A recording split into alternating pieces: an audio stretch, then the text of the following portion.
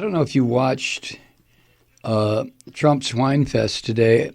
Again, as I've said about 7,000 times since this piece of shit wound up as president, I've never seen anything like that. I have never seen anything. The attorney general is sitting there laughing along with this brain dead Christian vice president freak and other cabinet members laughing their asses off while Trump is calling the former head of the FBI and the Speaker of the House evil.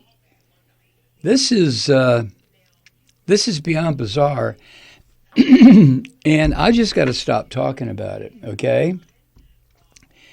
Because of the Christian white men who make up the Republican Party in the Senate. This cretinous bastard was acquitted as he held up the Washington Post. Trump acquitted. I guess you saw that. Didn't say Trump not guilty. Didn't say Trump innocent. And Trump is too fucking stupid to be able to tell the difference when it says Trump acquitted. But that's a different story. I just need to somehow figure out a way to try to avoid as much as I can, and it's difficult, anything to do with this human wreckage that is Donald Trump. Jesus Christ. Now, Peter Baker had a quick piece in New York Times today kind of recapping what went on in his little victory speech where he claimed vindication today. Have you ever seen such a whiny motherfucker in your life? Trump, who nothing exists out there. Nothing. The only thing that does exist for this sick fuck is his internal monologue that it must go 24/7. I don't think he ever sleeps. That's why they put that white shit on those ugly bags under his eyes. You know, they take that white stuff. Now, I've got bags under my eyes too, but I'm older than Trump and I earned mine. But they put that white shit under there because he never sleeps. He hangs upside down in the rafters like any good vampire, hangs there with Giuliani and spins around on how mean everybody's been to him. How mean. Here's one of the things he said. I'm quoting the President of the United States. We've been going through this now for over 3 years. It was evil. It was corrupt. It was dirty cops. Now, right there, he's the one who's evil. He's the one who's corrupt. He's the one that loves dirty cops. He's surrounded by them. It was leakers and liars. And this should never, ever happen to another president, ever. I don't know what other presidents would have been able to take it. Some people said, no, they wouldn't have. There's that some people again. Some people, they live right next door to a lot of people. But I can tell you at a minimum, you have to focus on this because it can get away very quickly no matter who you have with you. It can get away very quickly. So I have always said they are lousy politicians, but they do two things. They're vicious and mean. Vicious. These people are vicious. Adam Schiff is vicious, horrible person. Nancy Pelosi is a horrible person. And she wanted to impeach a long time ago. When she said, I pray for the president, I pray for the president, she doesn't pray. Well, she may pray, but she prays for the opposite. But I doubt she prays at all. So I just want to thank my family for sticking through it. This was not part of the deal. And Mitch McConnell, I want to tell you, you did a fantastic job. End quote. And there sat that gruesome-looking fucker, Mitch McConnell, Senate Majority Leader, married to a Chinese spy, a Chinese agent, who reports to Xi Jinping every fucking thing, the pillow talk thing, every single bit of intelligence that Xi Jinping wants about us. Elaine Chao sucks out of her husband, Mitch McConnell, every fucking night. And then when this turtle-looking fucker finally goes to sleep, Elaine transmits the information to the Chinese military. You think I'm kidding? Don't be naive. That's exactly what happens. Peter Baker says, President Trump on Thursday denounced the evil and corrupt Democrats who impeached him as he claimed vindication and expressed deep resentment at the investigations that have marked his presidency.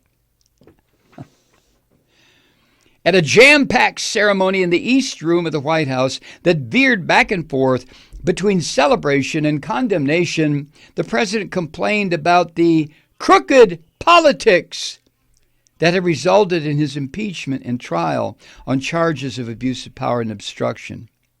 In addition to Democrats and other favorite targets, he singled out Senator Mitt Romney of Utah, the only Republican to vote for conviction. Now, I'm going to try to stay with what Peter Baker wrote, because you know me, I'll drop a fuck you or no telling what, but let me try. Mr. Trump told the room full of supporters from Congress and his administration in a long, rambling stream of consciousness talk, it was evil, tossing aside the text that had been so carefully prepared for him by his staff. He said, it was corrupt, it was dirty cops, it was leakers and liars, and this should never happen to another president ever. He reviewed the long litany of investigations against him over the last 3 years, dismissing them all as nothing more than partisan efforts to take him down and suggesting that, quote, the top scum at the FBI had plotted to stop him from serving as president. This is a very sick fuck, Donald Trump.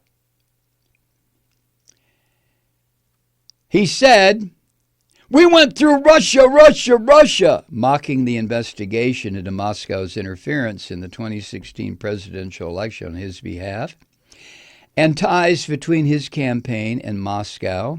It was all bullshit, he said, a rare presidential use of profanity on camera in the East Room. It was all bullshit. Why don't you say what's... See, I'm trying not to do this, but Trump needs to say what he really means, like, fuck all you people. Come on, Donnie, you can do it. Mr. Trump held up a copy of the Post to show its banner headline, Trump acquitted, to applause in the audience, then picked up the theme he started earlier in the day at the National Prayer Breakfast, where he lashed out at his opponents. He assailed Pelosi and Schiff. They're vicious and mean, blah, blah, blah. He ridiculed Pelosi for saying she has prayed for the president.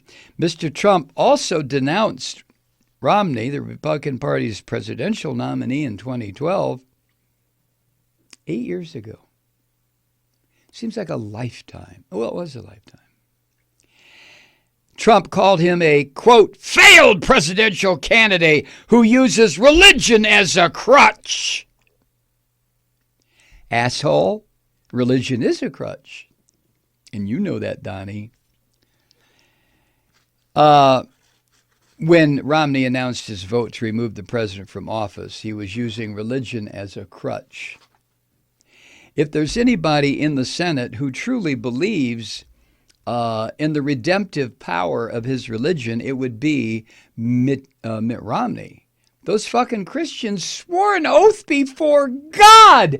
They named the fucking sick deity that they all pray to, their God, that they would remain impartial. An oath administered by the Chief Justice in the eyes of their fucking insane God, and they don't care because they know he doesn't exist. It's all, what did Trump call it?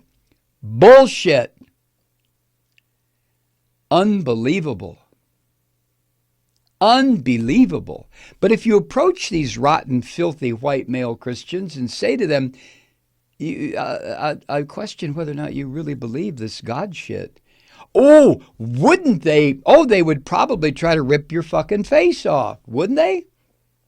And yet they will swear an oath